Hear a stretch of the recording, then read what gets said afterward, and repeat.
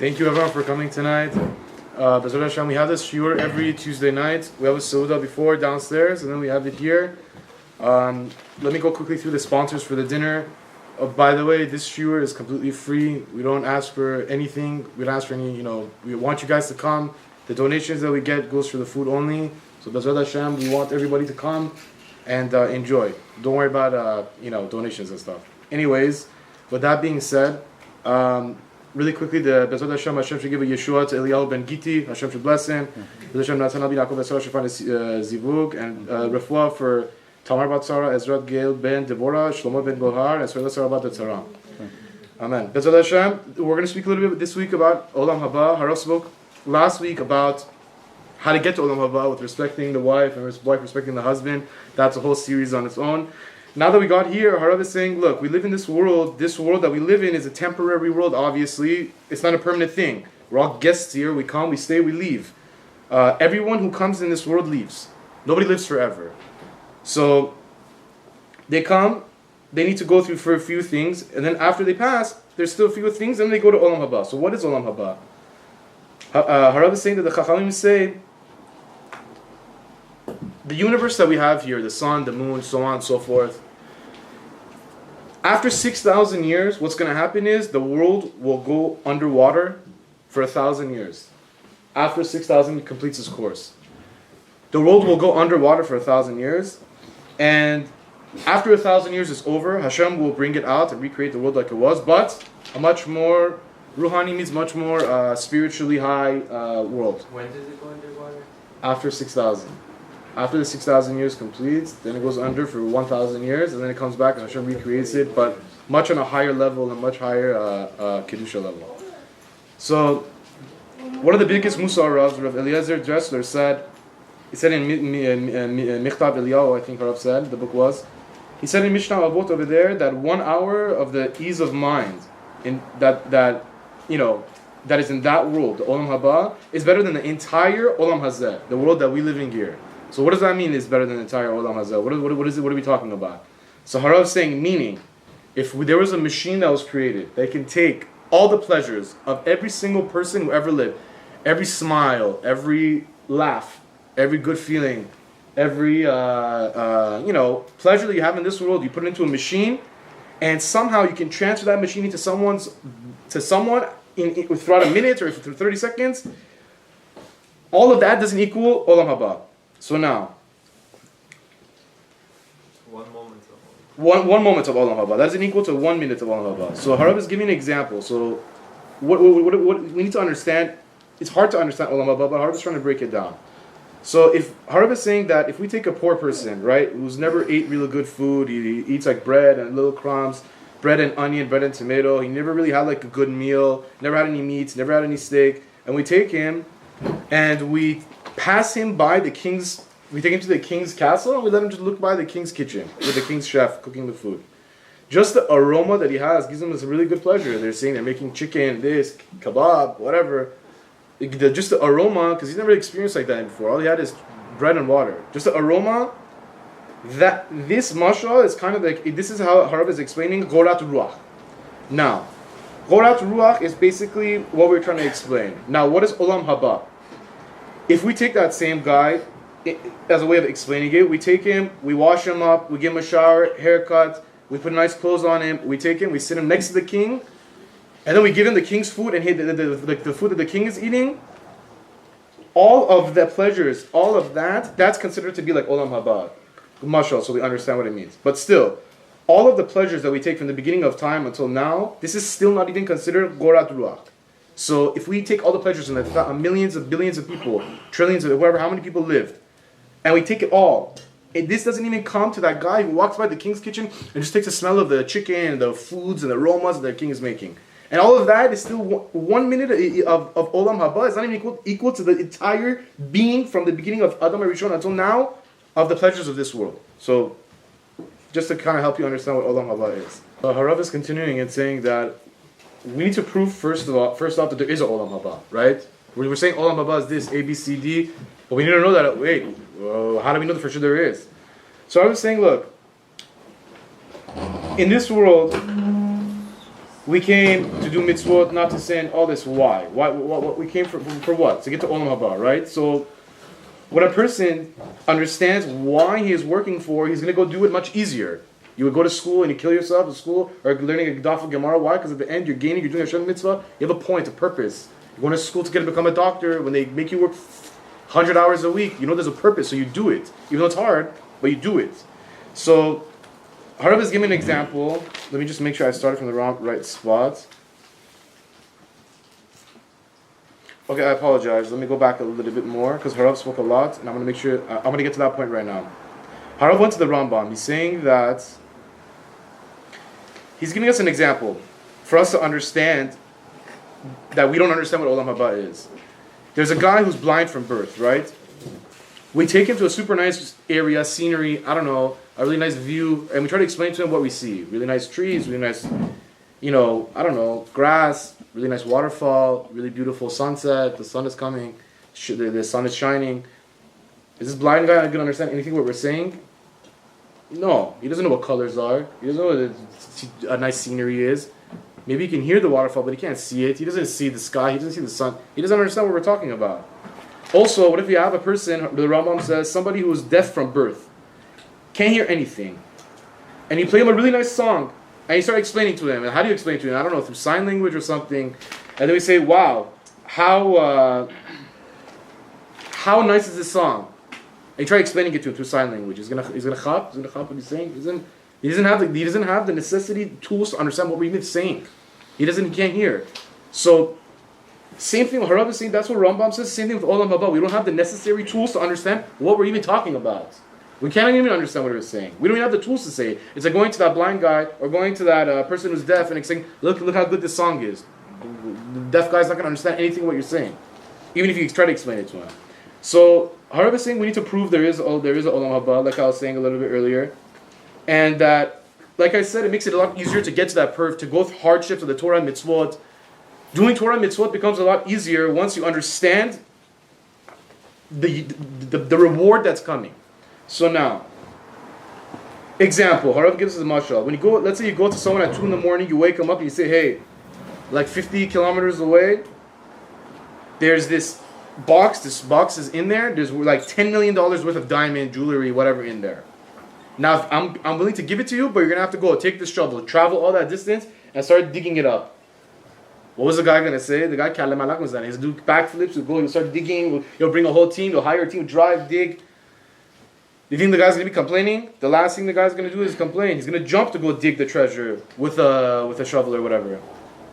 So, Harav is saying the point is, if you understand what is in store for us in the world to come, it's going to be just like that treasure box.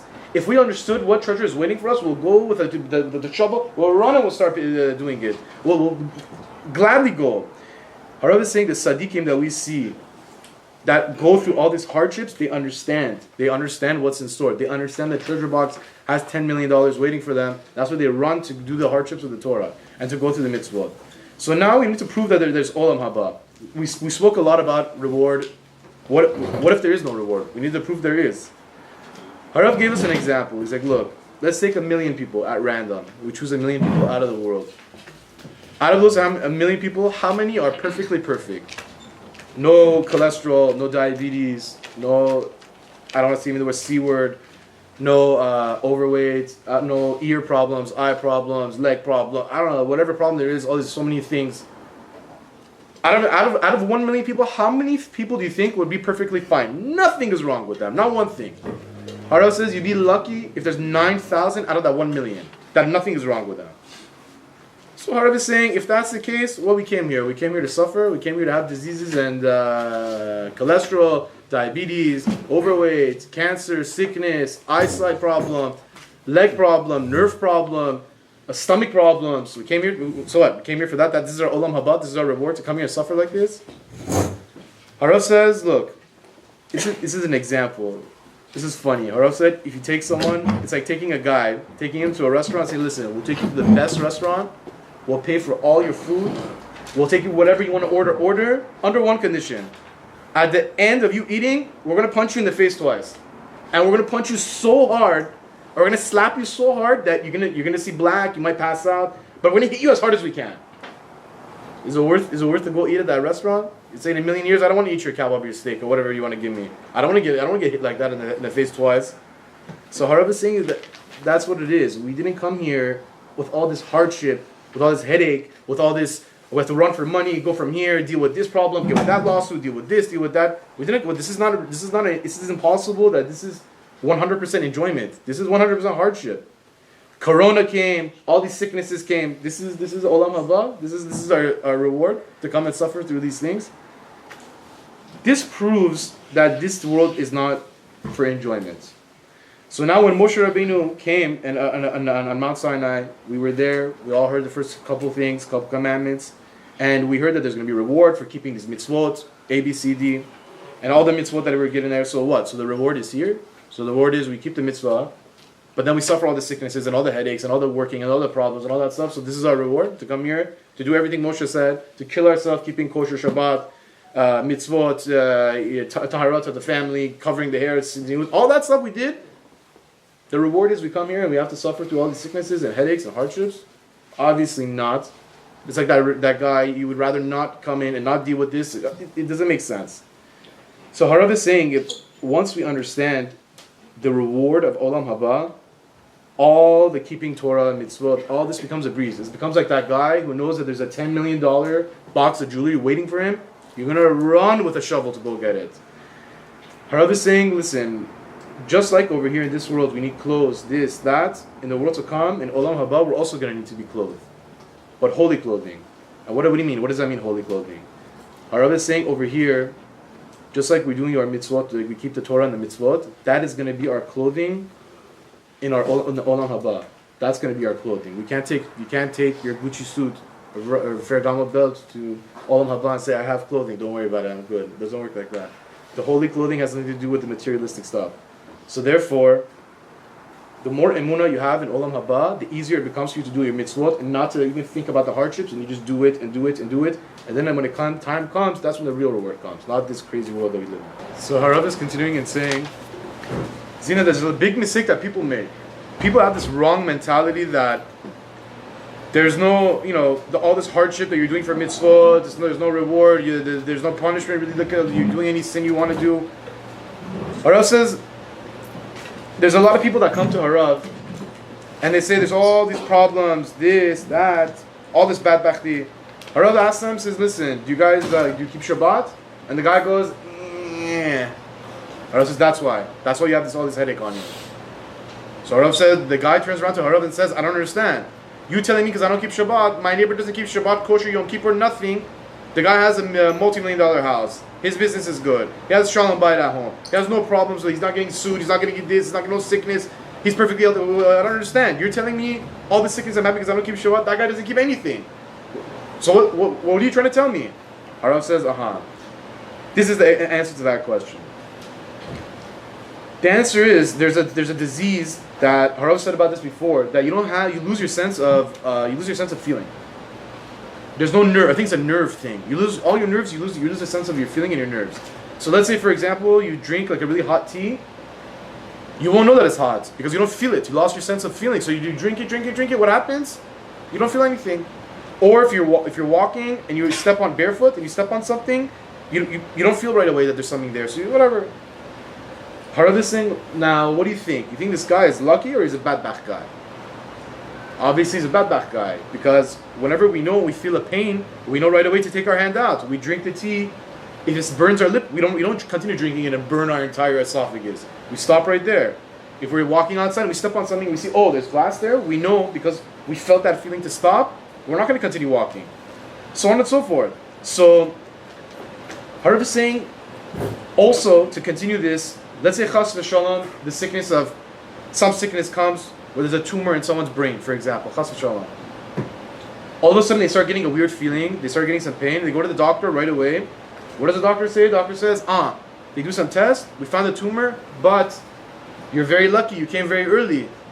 We're going to go do a surgery, we're going to remove this tumor, and once we remove this tumor, you're going to be fine, don't worry about it. Now, if that person didn't have that pain in their head, or their eyes, or whatever it was, what would happen?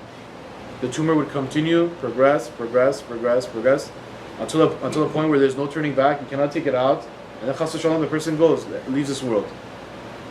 So now, what are we going to say? We're going to say what? The feeling of pain is bad or good? The symptoms are good. Symptoms are amazing. It tells you something is wrong. You need to fix something. So this is the same thing with the person who, he came and he's telling Harav, look at my neighbor, doesn't keep Yom Kippur, doesn't keep Shabbat, doesn't keep kosher, doesn't keep anything, but he doesn't have any sicknesses or headaches. Hashem made it in a way where he doesn't feel anything. He doesn't feel what's wrong. He has everything is good for him. He's going good. His business is going good. His kids are growing up good. His wife has shalom with him. His business is blooming. He has many houses. No problem. Hashem says, I'm paying you back for the mitzvot you have now.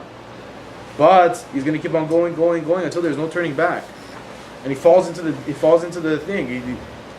This guy, he's a bad guy. He's like the guy that doesn't feel anything, has no feeling. So that's the answer. There's those that stay far away from Torah, mitzvot, Yom Kippur, Rosh Hashanah, Kashrut. They don't keep anything. But Hashem makes it this way. He's kind of ladging with them so that they can go do whatever they want to do and they don't even think about teshuvah. Because why? When something happens to you and you see some headache is coming into your life, you go and you see, okay, what am I doing wrong? What is Hashem trying to tell me? What teshuvah can I do? You do the teshuvah, you metaken, you fix the sin that you did for the teshuvah, and the headache goes away. But if you don't feel a problem, you continue doing the sin, continue, like the tumor, growing, until the point where there's no turning back. That's the answer to that guy who does whatever he wants to do. Harav is saying, so basically, we're coming up on Shavuot. It's like when we got the Torah. We need to be happy. We need to be very happy on that day. We need to understand how lucky we are that we have the Torah and the mitzvot to give us the ultimate goal, to get us to that treasure, to get us to the Olam Haba. We have to know there's also Olam Haba for Gentiles, but if they keep the 7 Noah laws, but it's way different. Not because obviously killing is bad. I'm not going to kill because I don't want to kill. No.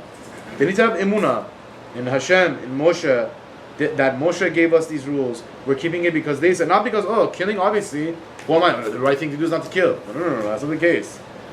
But rather, if they have an emunah in Hashem and Moshe, they have some sort of Olam Haba. It's on a much lower level, it's not the level that we have, but Gentiles have the Olam Haba, just on a much, lower level, not on the same level.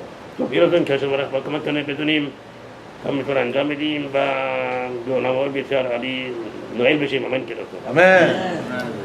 Okay, so Harav just gives a bracha at the end. Bezrat Hashem, we should all get to Olam Haba, higher level.